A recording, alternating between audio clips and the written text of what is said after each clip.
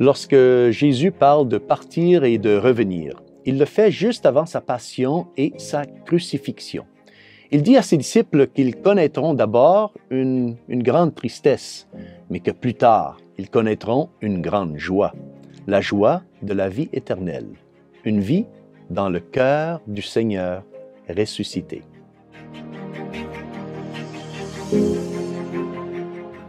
Au nom du Père et du Fils et du Saint-Esprit. Amen. Chers frères et sœurs, Salve Maria et bienvenue au commentaire de l'Évangile pour aujourd'hui.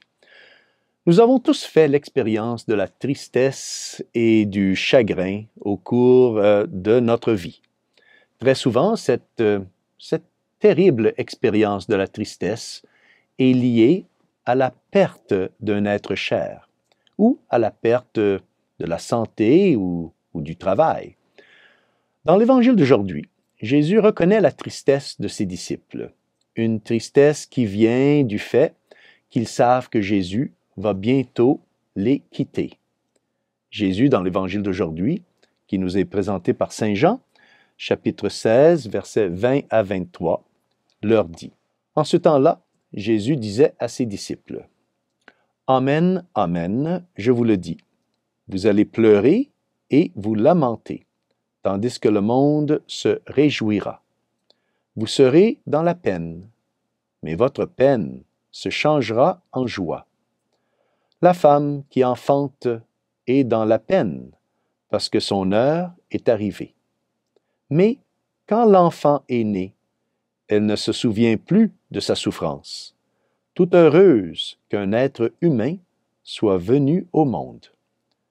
Vous aussi, maintenant, vous êtes dans la peine, mais je vous reverrai, et votre cœur se réjouira, et votre joie, personne ne vous l'enlèvera. » Notre Seigneur dit donc à ses disciples que la tristesse qu'ils éprouvent maintenant, en ce moment, ne durera pas pour toujours. Oui, car cette tristesse se transformera éventuellement en joie, et en une grande joie. Il est intéressant que le Seigneur compare la souffrance des disciples à celle d'une femme en train d'accoucher. Les douleurs de l'accouchement sont pour la mère le prélude à la naissance d'une nouvelle vie. Sa souffrance annonce la joie de regarder son enfant nouveau-né pour la première fois.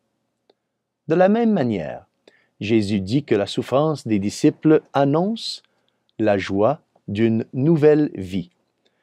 Une nouvelle vie qui consiste à revoir le Seigneur, mais cette fois-ci, pour le voir en tant que Seigneur ressuscité, Seigneur glorieux.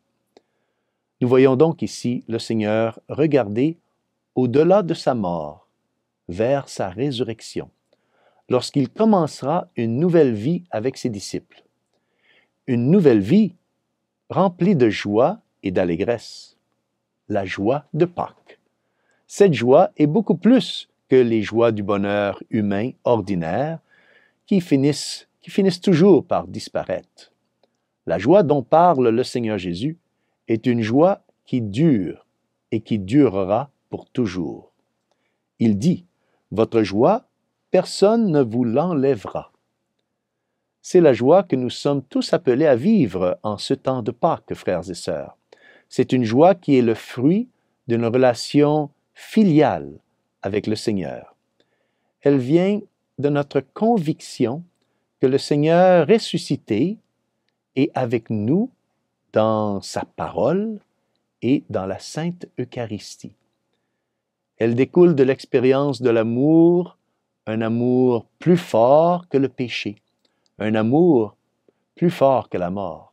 Demandons à la Sainte Vierge Marie de toujours mettre les joies de Pâques dans notre vie quotidienne.